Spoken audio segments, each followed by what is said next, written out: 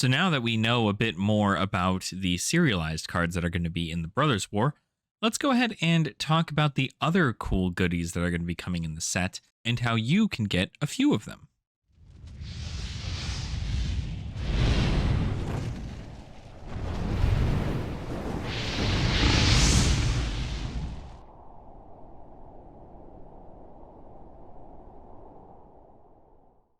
Welcome on in, Dragonfolk. I hope you're all having a fantastic day. I know I am. And, frankly, with everything going on with the Brothers War and even just this preview, it seems like it's not something that I should be excited for. And the reason I say this is because, well, I can't afford to buy any collector boxes or anything of the sort, so the best I can do is a draft. But at the end of the day, the product does seem pretty fun. We don't know a whole lot about it, and again, other than if the serialized cards have done enough for you to want to pre-order collector boxes, I say go for it. But I would not touch draft and set boxes of this product until we know more about what cards are going to be inside of it. We did get a few previews today, which we will go over, and I will kind of touch over a few of them. We can take a look at the few of the lands that are going to be in here, these full art basic lands. Now, just about every single set from the past 2 years have contained full art lands, and that is just mainly because, well, that's what the player base likes. And if they can continue to pump out full art lands, they can continue to do that. These full art lands are going to contain some constructs. I believe one construct is more Urza, and then the other one is more Mishra. But that is the cool little factor about this. These are like the constructs that they would have built to war against one another across the plains of Dominaria. So an interesting little take on this. I can kind of see some Godzilla land vibes from this, right? Where it's just kind of like Godzilla roaming the land. These are just giant mechs. So a very interesting concept, but I do love it nonetheless. Are they beautiful? No, not really in my personal opinion, but I definitely think that they're cool, and someone out there is going to want them more than everybody else. So if that's for you, pick these up. Then we're going to go right into the general promos of the set that were released. So there are a few cards that were given promos for the set, much like how Sarah Angel, Ball Lightning, and Findhorn Elves are all a part of the promo for Dominaria United for the pre-release. So when the pre-release happens for Brothers War, which is on November 11th, I want to say, I think it's what it said on the website. Yeah, on November 11th, you're going to be able to go to a pre-release at your store. The pre-release is happening before MTG Arena and MTG Online are getting a pre-release. So in-store is the first place that you can find any kind of event in regards to the Brothers War. But these promos are pretty amazing. Again, it's just a continuation of the general year by year. They choose a card from a certain year and then they give it a retro frame and a year stamp on it.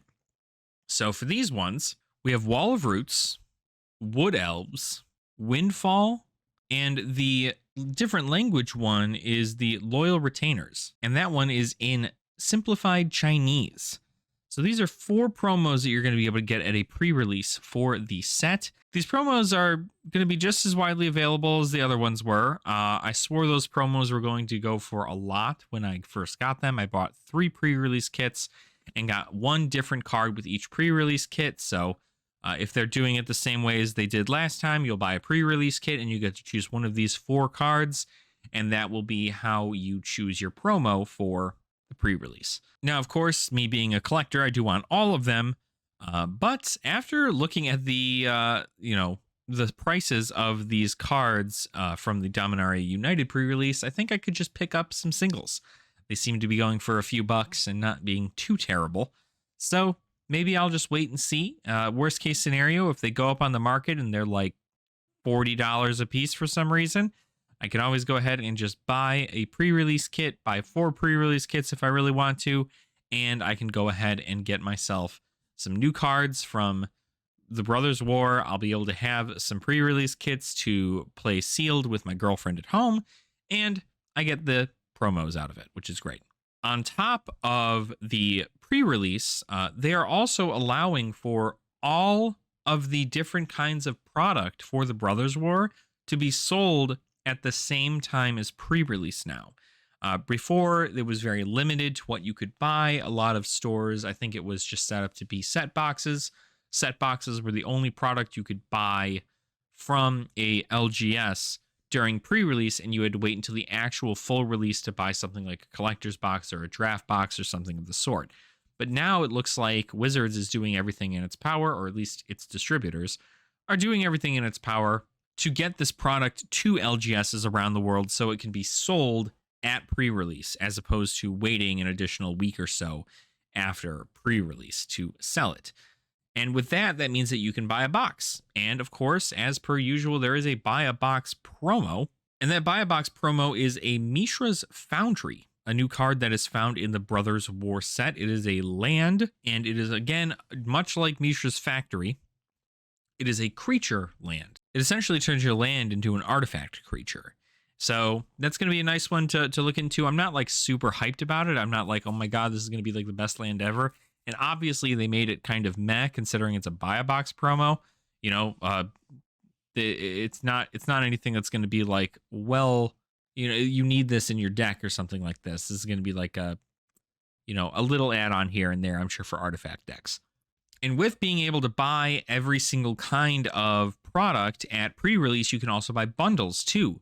The bundles are going to come with a promo card in a retro frame, and that promo card is Queen Kayla bin Krug. That is a Boros legendary creature, and I can go ahead and read over her ability right now. Queen Kayla bin Krug is a 1 generic red-white 2/3 legendary creature human noble. So this is another noble to add to the list of nobles that we've found in Dominaria United. You may pay 4 generic mana, tap it, and discard all the cards in your hand, then draw that many cards. You may choose an artifact or creature card with mana value 1 you discarded this way, then do the same for artifact or creature cards with mana value 2 and 3. Return those cards to the battlefield. Activate only as a sorcery.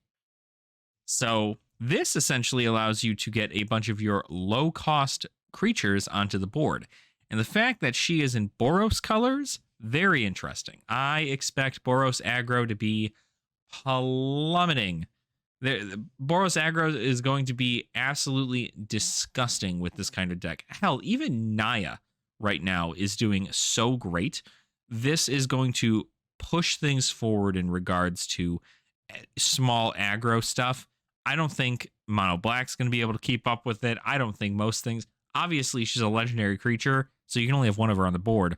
But the curve is really nice, being able to pay 3 to get her on the board and then pay 4 next turn to activate her ability, to essentially just take your whole hand full of low-cost stuff and then slam it all onto the board in one turn.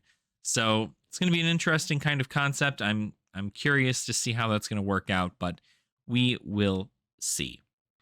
And of course, we talked about the retro artifact cards that are coming in the set in our last video, which you can find up here. But again, I'll make it very well known that you can find these retro artifacts and their blueprint versions of their cards. You can find them both in any product, whether it be draft, set, or collectors. You can find them in any one of them. And the only way you're going to find serialized versions of the schematic cards is in collector booster boxes. So you're going to want to look out for those if you want to get that collector premium. Otherwise, they'll contain these and everything.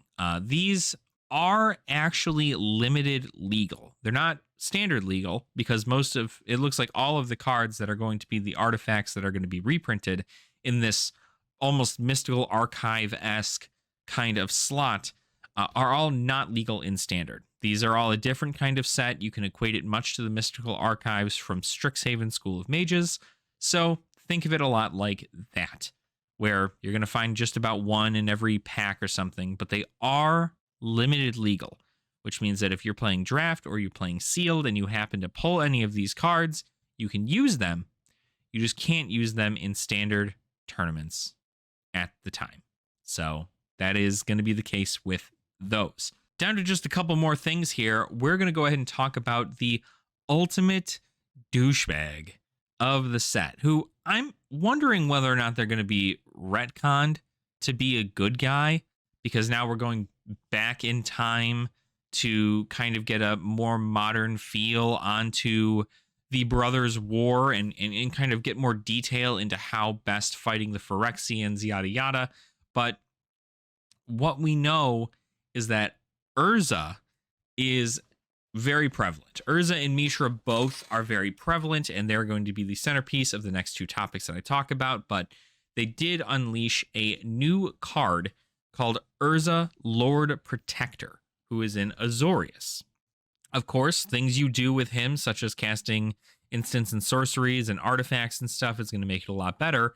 But if you pair him up with the Might Stone and the Weak Stone, which is a legendary artifact that you can have in your deck as well, if both of those are on the field, you can activate Urza Lord Protector's second ability, which is paying 7 mana to meld the both of them together. And at the bottom of the Might Stone and the Weak Stone, you'll see that it melds with Urza Lord Protector, which means that this is going to be the meld card for Urza. You can't meld with Mishra. This one melds with Urza. And the reason being is because this plays out a lot like, what is it? It's Bruna and Gisela, which turn into Brisella, the Eldrazi angel that has two sides that you flip over. I'll show it all on the thing. It's so incredibly cool.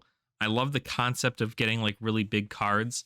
But essentially, you get both of these cards, Urza Lord Protector and the Might Stone and Weak Stone, onto the board. You use Urza's last ability to pay 7, and you can transform or essentially meld the both of these cards together to create Urza Planeswalker. This is the first introduction of Urza ever being a Planeswalker as an actual card in Magic's history. And you figured that was going to be the case. I think most of us called it, because, like, how do you make a return to the Brothers' War not amazing by making Urza a Planeswalker? But more importantly, the fact you have to spend almost 15 mana to get this card to meld together is a lot. And if you can get it off, right? If you can make that happen, good on you. Because I don't even know how you do that with the cards that are out right now. But both of these cards meld together to create Urza Planeswalker. He's got a bunch of different abilities on here. He's got a passive ability that allows him to essentially use his loyalty points twice, or use his loyalty abilities twice, I should say. And that allows for a whole bunch of chaos. He starts at 7 freaking loyalty counters. You can -10, you can -3, you can 0 and create a body. You can do just about anything. You can draw cards, you can create a body, you can exile target non-land permanent, and you can make your stuff cost less, and you gain life. You can do everything with this card. Very, very incredibly powerful. But, of course, again, 15 mana to do it. Are you going to be doing this in Standard? Probably not. I've not played a single Standard game where I've ever gotten to the point where you have that much mana out, because you have to spend a lot of mana to get both of these cards out and then pay Urza's cost. So it's a lot to go through. And obviously, if you know Urza at all, you can take one look at this. The second somebody plays Urza Lord Protector, you can go, oh, that card, get rid of it. And Mono Black is running rampant in Standard right now, so I imagine killing a card is not going to be terribly difficult, although Azorius is pretty good about protection and countering, so we'll see how well that works out. But now we're going to move on to the last thing here, which was pretty interesting to me. I was genuinely kind of excited to see this. I'm obviously not sure how the decks are really going to work out in the best way, but I think they did something really fun with the commander decks that are coming out for the Brothers' War. And I'm really, really happy to see how these are going to work out. I really am excited to see all the different cards that are in them, because both of these commander decks that are coming in the Brothers War set are going to be entirely retro framed. That's right. Every card inside of it is going to have a retro frame. Much like how the Surge foiling is every single card in the Warhammer 40k collector's editions, these are not going to have a collector's edition. They, by default, get retro frames for every card in there. And they even showed off a few cards that are going to get reprints in these commander decks in a retro frame. Cards such as Soul Ring, Command Tower, Preordain, Baleful Strix, Skull Clamp, and Reliquary Tower.